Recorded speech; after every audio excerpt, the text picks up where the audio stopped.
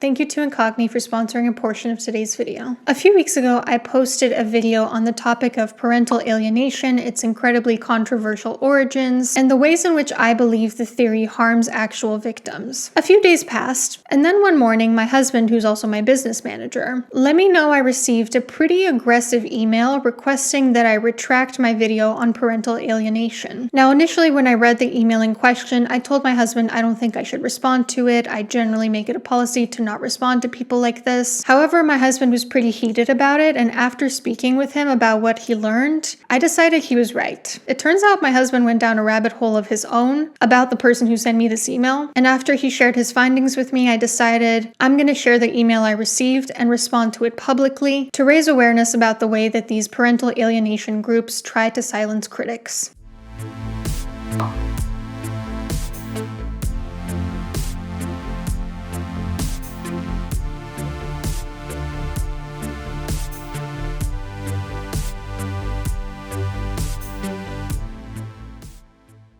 So like I said, my husband got pretty heated over this and he requested to be in this video, so he'll be in and out intermittently to share his own thoughts. But without further ado, let's take a look at this email. The subject line is request for retraction of webcast on parental alienation. I'm not sure what a webcast is. I'm assuming that's boomer for video. The author of this email is a man named Brian Hart, a mental health counselor, not to be confused with a licensed mental health counselor, and a secretary on the board of directors for the Parental Alienation Study Group. According to his bio, Brian has successfully intervened to prevent the alienation of his 3 children by applying research-based strategies and tactics. He also facilitates a parental alienation support meetup group and coaches targeted parents. Now, Brian has apparently made a little bit of a name for himself within the parental alienation field because my husband found some pretty interesting posts online. For example, he is listed on the Custody Evaluator's Wall of Shame on protectivemothersrevolution.org. There's also an advocacy page called One Mom's Battle, which actually made a post about Brian requesting more information because, according to the description, whenever we hear about a negative experience with a family court professional, we question isolated situation or have others had similar experiences. Now, I'm going to go into the actual contents of Brian's email in just a moment. But before I do, I want to tell you about the sponsor of today's video, Incogni. Obviously, in this day and age, it's pretty easy to find information about people online. And while some of these things are public information, some things are actually quite important to keep private, like your social security number, your credit card information, your address, phone number, and that is where Incogni comes in. I've actually been using Incogni for years at this point because as a woman on the internet, I get a ton of creepy parasocial relationships and I greatly value my privacy. Here's the problem though. Data brokers aggregate your personal information and then sell it to businesses and scammers. That is why, for instance, you'll get a lot of spam messages because your phone is on these lists aggregated by data brokers. Having your personal information on the internet also exposes you to identity theft and to privacy concerns like doxing. In fact, the annual data breach report by the Identity Theft Resource Center calculated that the number of worldwide data breaches went up by 72% in 2023. So how does Incogni try to solve these issues? It would take years to manually remove all of your information from these websites, and even if you did, they would keep popping up. Incogni removes all the heavy lifting for us and just effortlessly does it for us. It's really simple. You just create an account. You grant them the right to contact brokers on your behalf to remove your information. You lean back and you just let them do the work for years on end. And when you get a yearly subscription, they make repeated removal requests to make sure that your information actually stays off the internet. And over time, you can even see how many of these they've managed to get off the internet, which ones they're still working on. It's honestly pretty scary to see the sheer quantity. So use the code Dr. Anna to get 60% off your annual Incogni plan by going to incogni.com/Dr. Anna or using the QR code up here. Thank you so much to Incogni for sponsoring this portion of the video, and now back to Brian's email. So Brian starts off by saying, I'm writing to express my serious concerns regarding your recent webcast on parental alienation.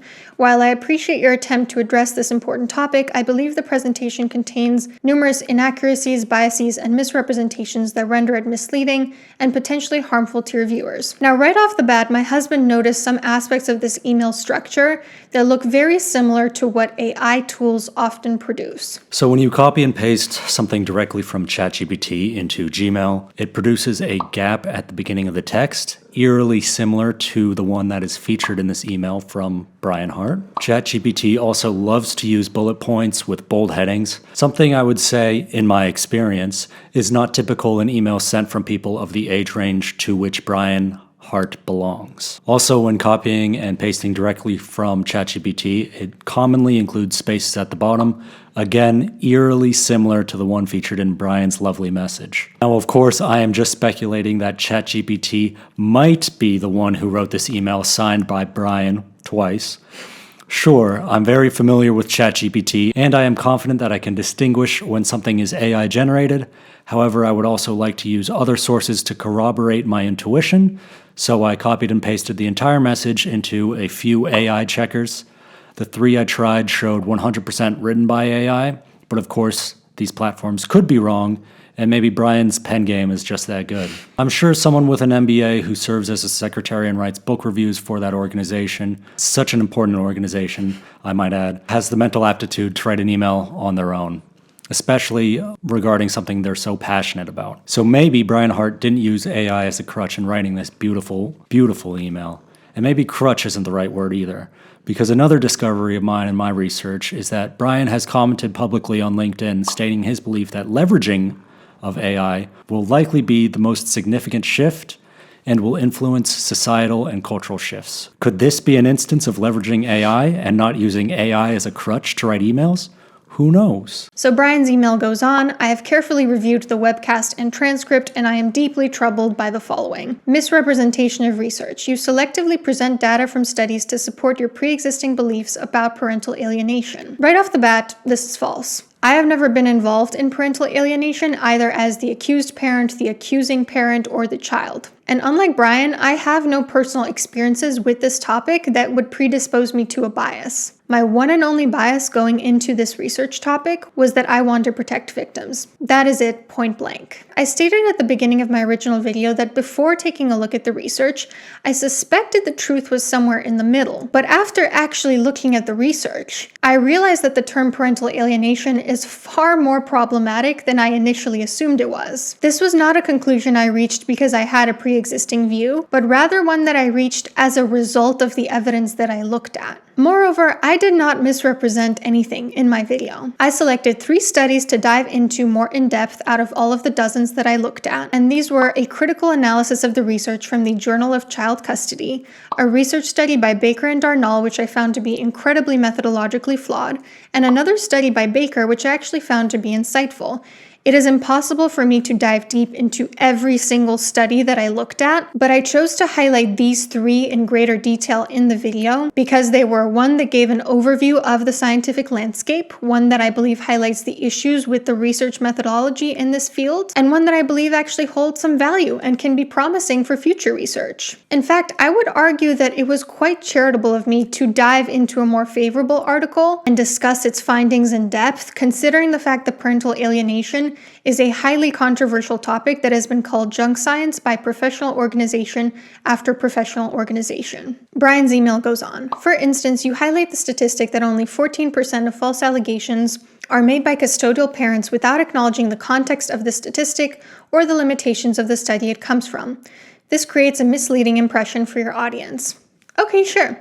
The statistic was referenced in Meyer's paper, and it looks like it originates from a 2005 study on over 7,600 child maltreatment investigations reported to child welfare authorities in Canada. Now my audience knows the context of the statistic, but I'm not quite sure how that changes anything, since Brian has neglected to mention what limitations exactly he's talking about. Certainly all studies have limitations, but if there's something specific he's concerned about, I'm not quite sure why he didn't mention that in his email. He says, you also fail to mention the significant body of research that supports the existence and damaging effects of parental alienation.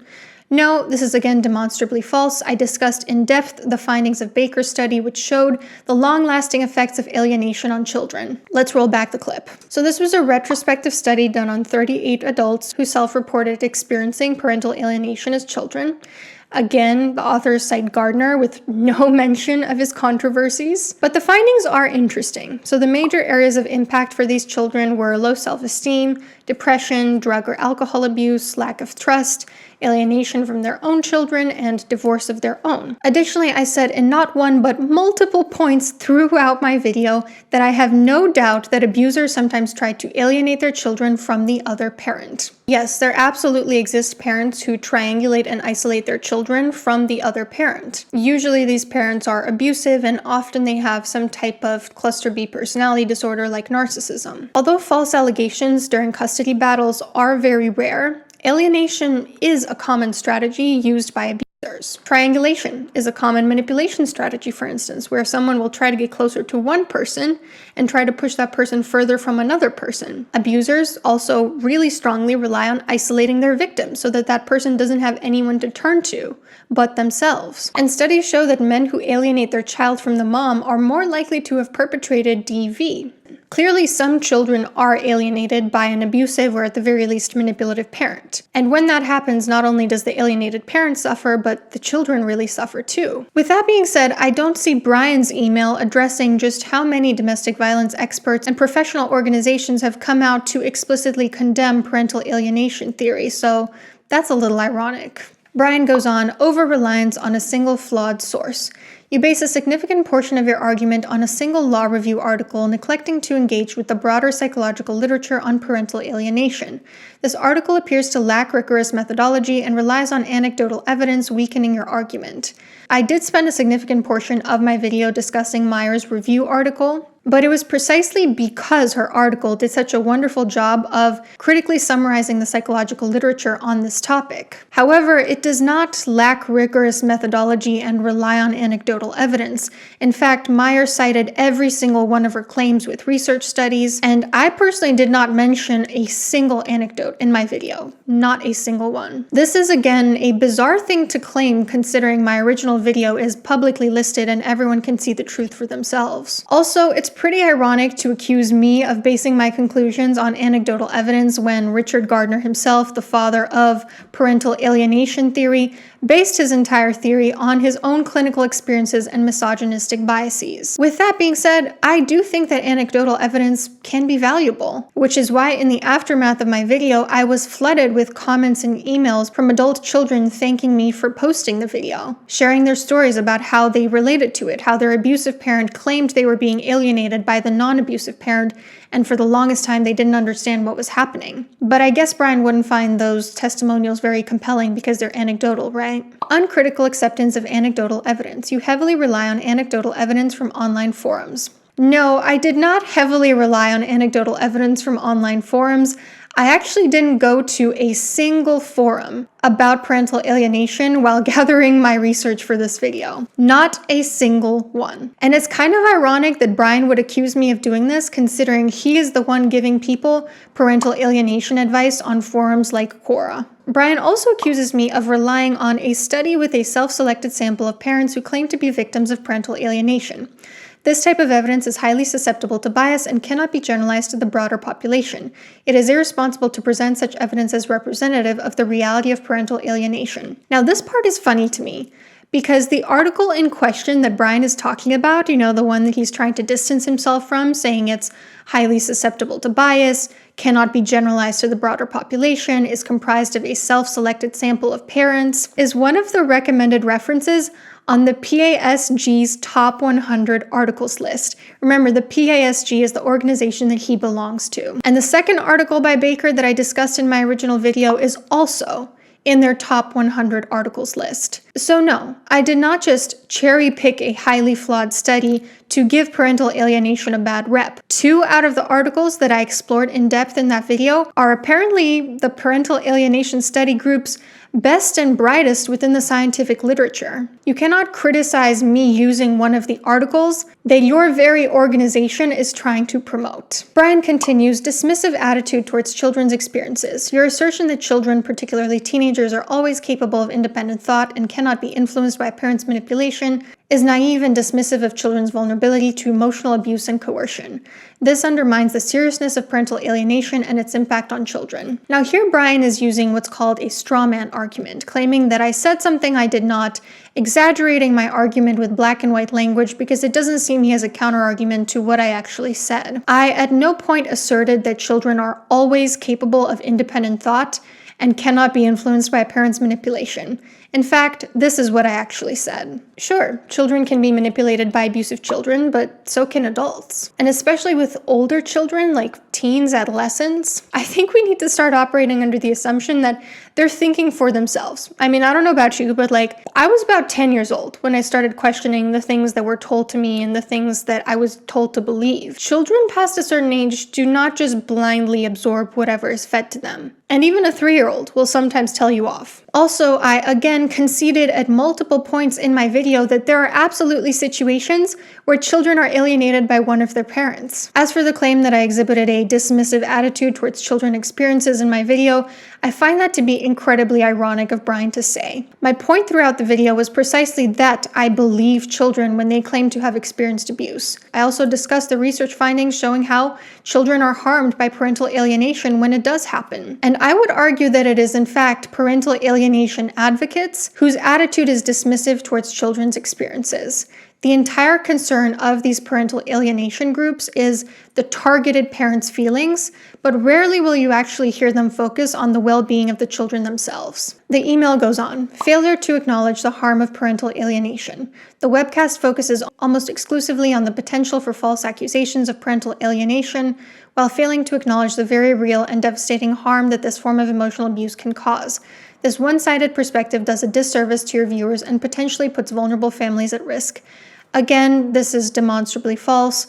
I spent a good chunk of the video discussing what adult children who were alienated as minors had to say about the harm caused by their alienation. I'm honestly not sure why Brian keeps making claims about my video that are so objectively and verifiably false. It's not clear to me whether he fully engaged with my video given the inaccuracies of his critique, and again I do wonder if this is an AI tool simply reacting to the transcript of my video. But this is where it gets rich. Brian says, inappropriate tone. Your casual and flippant tone when discussing sensitive topics like CSA and suicide is inappropriate and insensitive, particularly given the gravity of these issues and their relevance to the topic of parental alienation. This is where I'm starting to get angry with Brian's false claims. I, at no point in my video, demonstrated a casual or flippant tone. I do sometimes sprinkle in jokes or skits in videos of mine that are very dense in research, but this was not one of them because of the seriousness of the topic. Let's roll back the tape so you can see exactly how serious I was when discussing these topics. So I took a look at the research, and you guys, this is so much worse than I could have expected. I went down a really dark rabbit hole, and apparently from its very inception, the term parental alienation has been used to discredit the victims of abuse. This is going to be a really heavy topic, so buckle in and let's get started. In addition to his theory being largely considered pseudoscience, Richard Gardner had some very concerning views on, I gotta be careful what I say or this is going to get demonetized. I'll put it on screen, and from here on forth I'm going to refer to it as CA. He was an advocate against mandated reporting, you know, that law that adults in certain fields have to report suspicions of CA, and he was also against immunity for those reporting suspicions of abuse.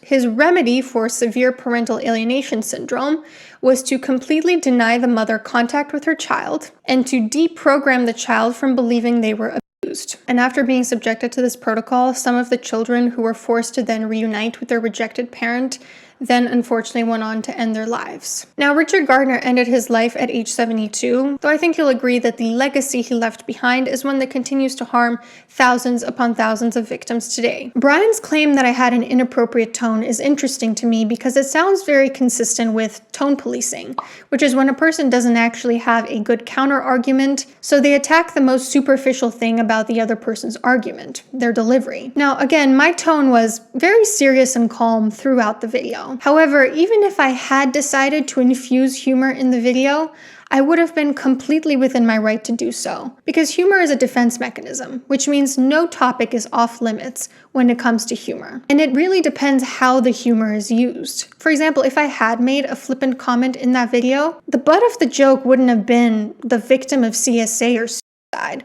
The butt of the joke would have been, what an incredibly pathetic loser a person must be to defend someone like Richard Gardner. But again, I didn't make any flippant comments in that video, which you are free to rewatch or rather watch for yourself. And then Brian's last point in his email is lack of expertise.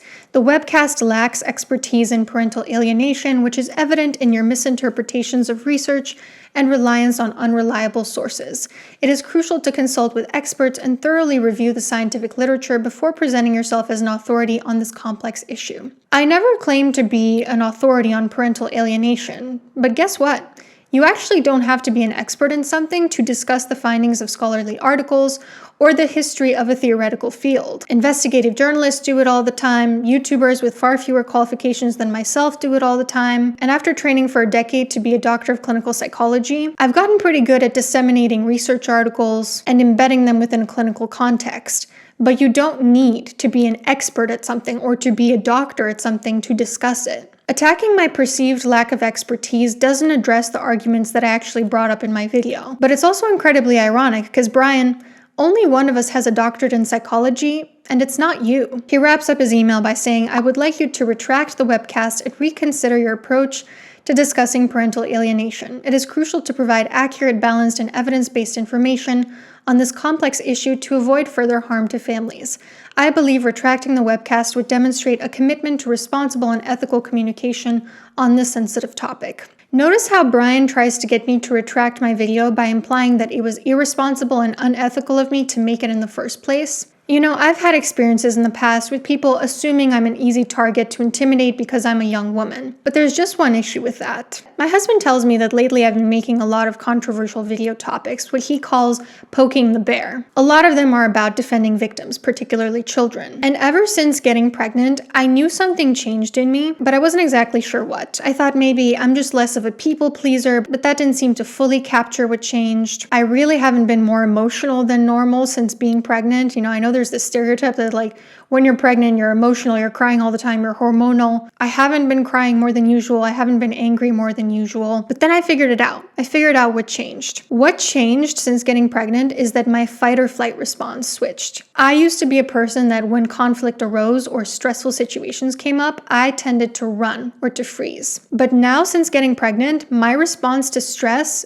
is fight. I no longer shy away from confrontation anymore, especially when it comes to protecting the vulnerable from mistreatment. And then it dawned on me that I'm not poking the bear.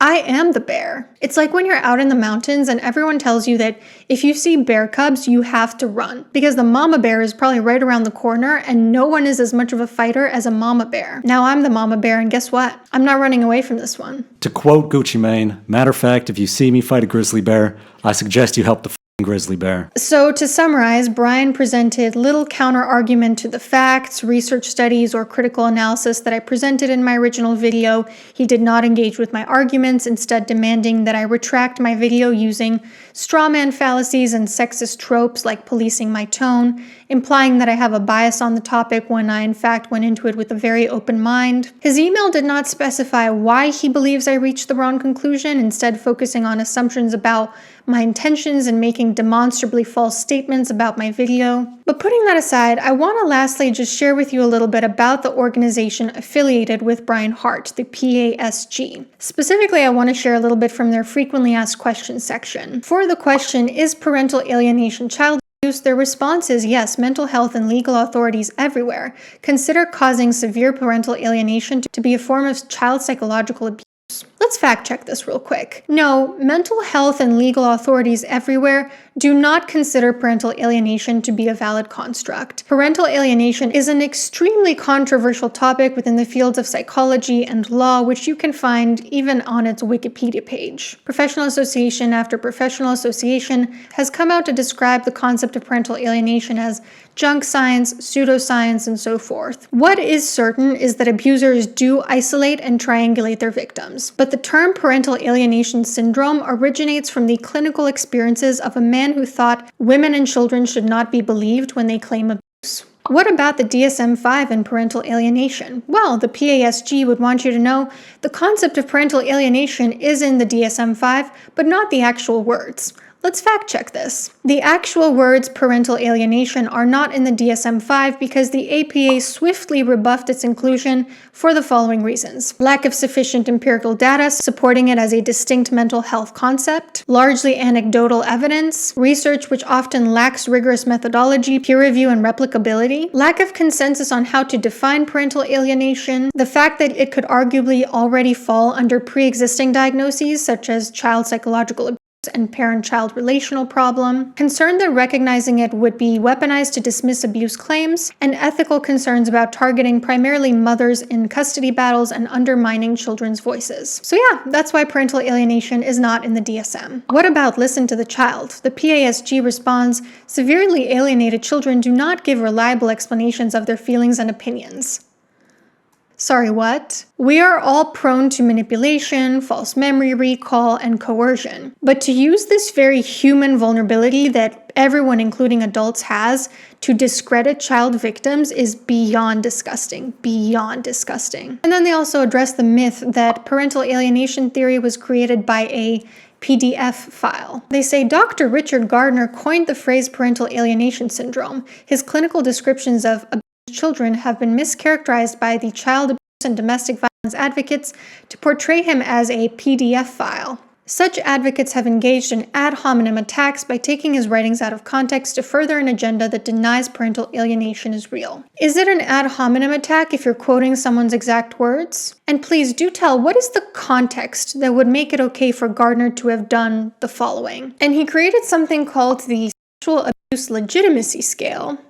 Yeah, which was so criticized by scientific experts as garbage that he was forced to withdraw it. He asserted in a filmed interview that a child who tells his mother he has been blanked by his or her father should be told, "I don't believe you. I'm going to beat you for saying it. Don't you ever talk that way again about your father." Or what is the context that would make it okay for Gardner to have said the following?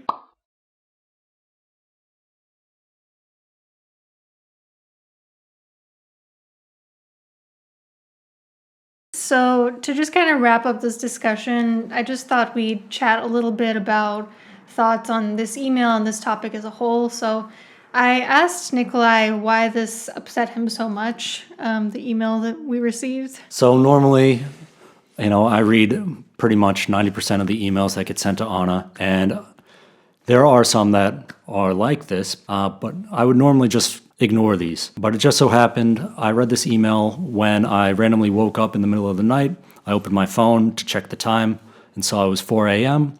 And right below that was the notification about this email. And since it seemed serious, I thought it was important for me to read it right away. And since it was in defense of something I find particularly disgusting, I got enraged and wanted to see exactly who has the balls to act in this manner. And immediately the rabbit hole that Anna went down got exponentially deeper. The more and more I found out about this guy, the worse it got, his organization that he's affiliated with. And I didn't end up getting any sleep until 7 a.m., and then I woke up again at 9. And that was perfect too, because I had to drive 6 hours that day. And another reason why it got me so hot was that people like this are the reason, I believe, why men get a bad rep. A chain is only as strong as its weakest link, and I believe men who act in this fashion irreparably damage men as a whole. It's even more unfortunate that these types of men are the ones who seek authoritative positions of power. I also believe that there's no sense of compassion for children who have been harmed or emphasis on protecting the safety of children. Instead, I believe these organizations' focus seems to be on not hurting the feelings of the parent, someone who is more than likely to be an abuser in these cases. Also, I believe this male person is trying to position himself as an authority in order to silence you, Anna, and belittle the time and work you put into that previous video that we already know has had a powerful impact on victims. Yeah, I agree that with a lot of these organizations, it seems like the focus is I am suffering because I'm alienated from my child, when it's a lot of me, where like when we're concerning a family system and particularly children, the parents' feelings are not the focus. Obviously, it's terrible if the ex-partner is alienating the parent from their child. That negatively affects the child as well.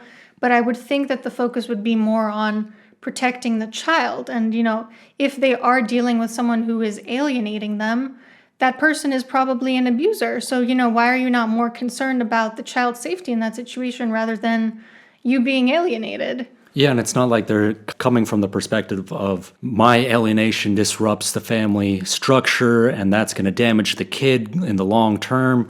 Every child needs a father figure or mother figure. It could be that as well. Yeah. And, that would be a stronger argument. Not that I suggest that they use it, because I don't trust these organizations. Maybe they sometimes use it, but it hasn't been what I've been predominantly seeing of these organizations. Okay, if you were to ask me, how would you expect an abuser versus a wrongfully accused parent to react to a claim of parental alienation?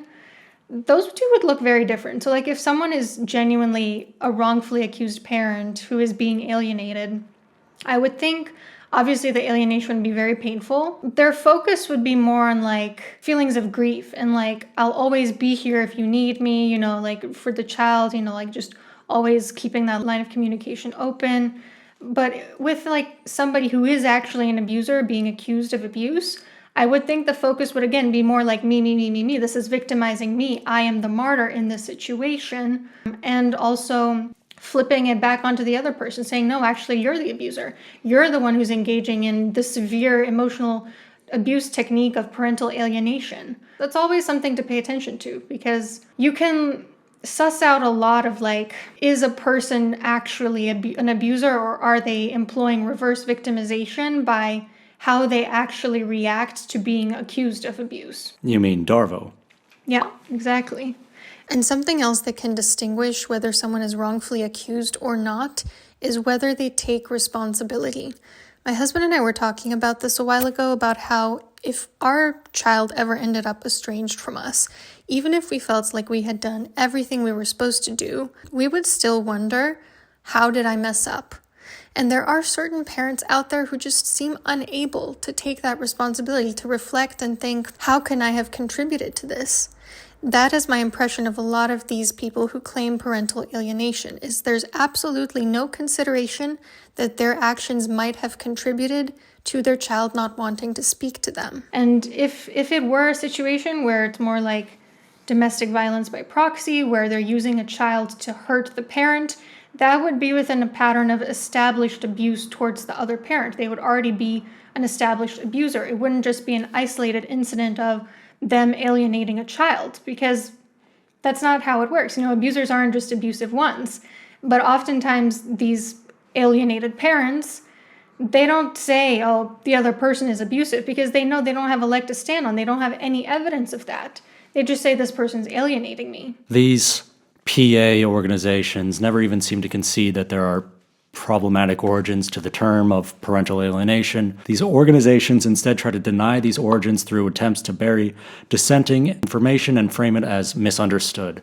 There are scientific discoveries that have sprouted from unethical origins and practices that we as a society have learned from, but it would be even more unethical to, rather than condemn its origins, than to sit and rewrite its history. We have to understand how we got there was wrong and should not encourage going through the same means of discovery.